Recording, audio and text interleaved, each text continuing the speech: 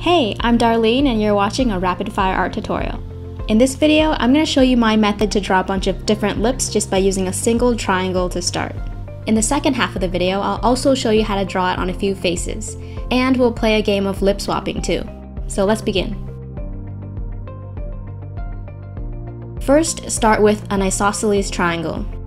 The base will be the shortest, while the other two sides are the same in length. Near the top, draw a shallow U shape. This is the Cupid's bow. Halfway down, draw a long horizontal line. Draw the corners of the mouth by making two small ticks. Make sure the distance on each side of the mouth is the same. You can use your ruler or your pencil and finger to measure and compare. Now we're going to draw the top lip by connecting the Cupid's bow to each tick. Let's draw the bottom lip at the triangle's base. I'm not going to connect it to the corners of the mouth because I think it's better for shading. If you want to draw the full thing, keep your lines very light, like this example. This way, when you shade, the outlines aren't so obvious. To finish it off, draw the opening of the mouth along the horizontal line. Start in the middle and work your way out, giving it a wave-like shape. These are fairly large lips. Let's draw another set that's much thinner. Here's a same size triangle. Now let's place the Cupid's bow really low this time. You can make some small changes in each step to get some really unique shapes. These lips are slightly downturned. The ticks are also pointing downwards.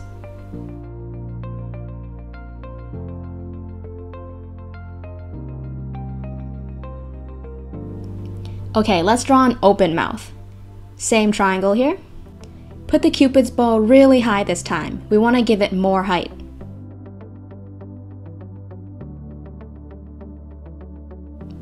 I'm drawing my line halfway down again. It's pretty similar in length to the first example. And then just connect the dots. This is what it'll look like to draw straight lines, and it's not very realistic, so try to make it have some type of curve to it. Draw the top lip well above the horizontal line so the mouth looks open. Down here, we'll draw the bottom lip using a more simple, less detailed line.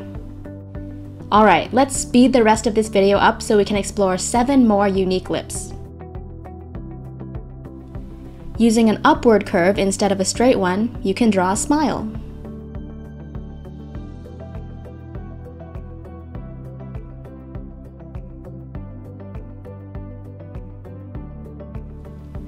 To draw a smirk, draw an upward curve but shift it more to one side, so one side of the mouth is longer than the other.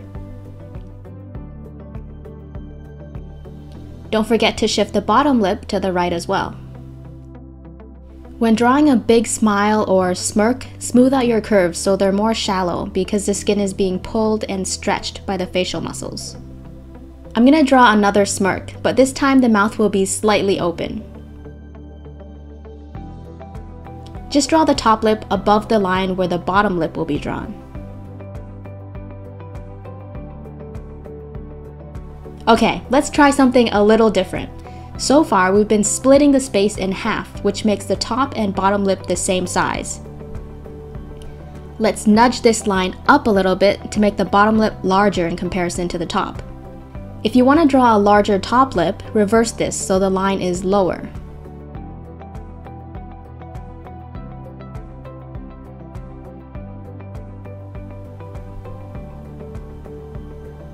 Okay, so this is how big I want the bottom lip to be. So I'm going to draw a line near the top.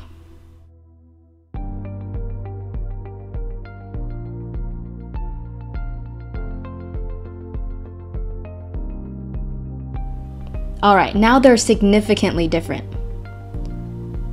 To draw an underbite where the bottom lip comes forward, you can draw 2 long bumps like this. To bring the top lip forward, drawing an overbite, start in the middle with a U shape and then follow it up with a wavy line. How about a frown? Draw a curve that droops down really low. Feel free to take this even further, making the shape more extreme or even try using different shapes. Stretch your imagination to put some fun into your practice sessions. Take it easy and don't be afraid to draw something really wacky and wild. If you want to draw really narrow lips or turn it into a pout, shorten your horizontal line like crazy.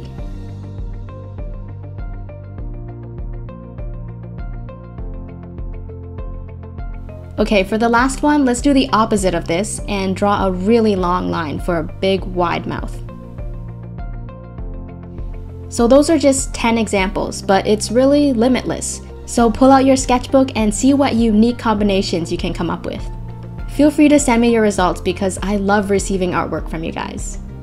Okay, let's move on to those faces now.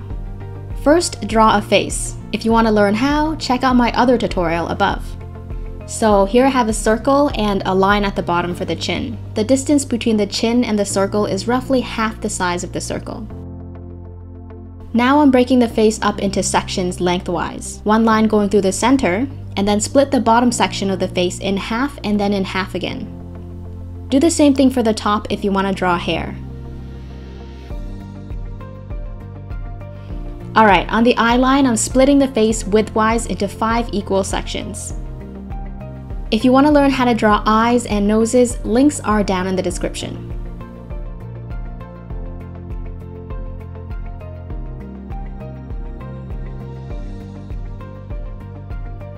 Directly underneath the nose, draw your triangle, letting it rest on the line labeled lips. Place the cupid's bow a fair distance from the nose.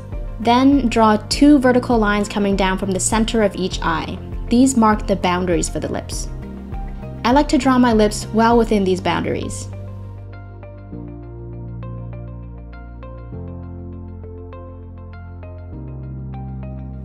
And that's how I draw lips on faces. The nose actually could be a little bit lower, so let me fix that.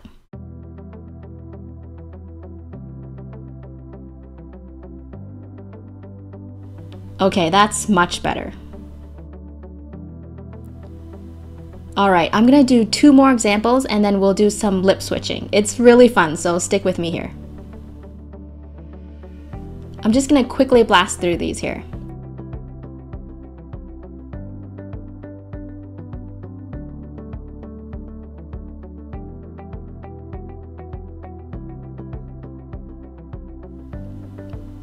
This one's got a frown with sad eyebrows. And we're gonna give this one an open mouth.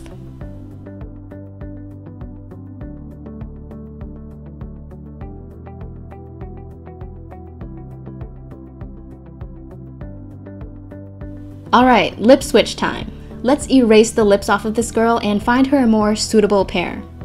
I'm gonna try these really small ones here.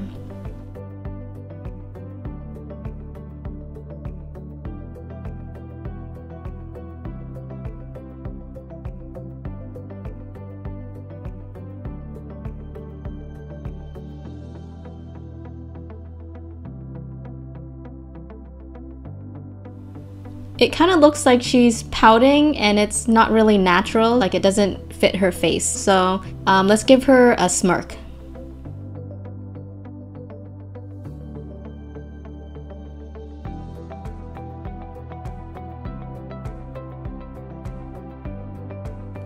Remember to shift the curve so one side is shorter than the other.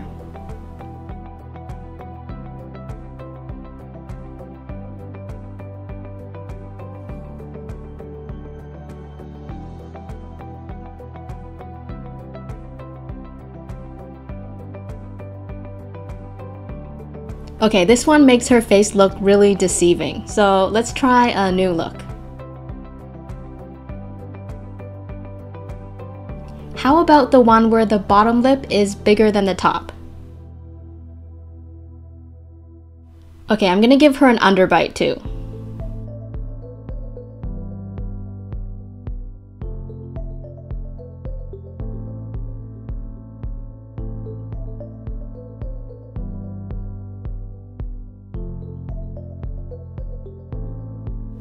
And I think we have a winner. Let's erase all these guidelines to bring out that beautiful face. Okay, I'm not done, guys. I'm just gonna quickly show you how to shade. Okay, the first step is to define where the light is coming from. After that, outline the areas that will be the lightest. I'm using a technique I call shadow lining. So if your shading method is hatching like I'm doing here, just hatch your way along these areas. After that, shade the darker areas. So the benefit of this technique is that when you shade, your outlines will blend perfectly in with your shading. Pretty neat, eh? Try to use an overhand grip on the pencil for thicker strokes. These strokes will be a lot easier to blend. You can darken areas that are really facing away from the light, and also cast shadows. By the way, I used an HB pencil for the lighter areas and a 2B for the darker areas.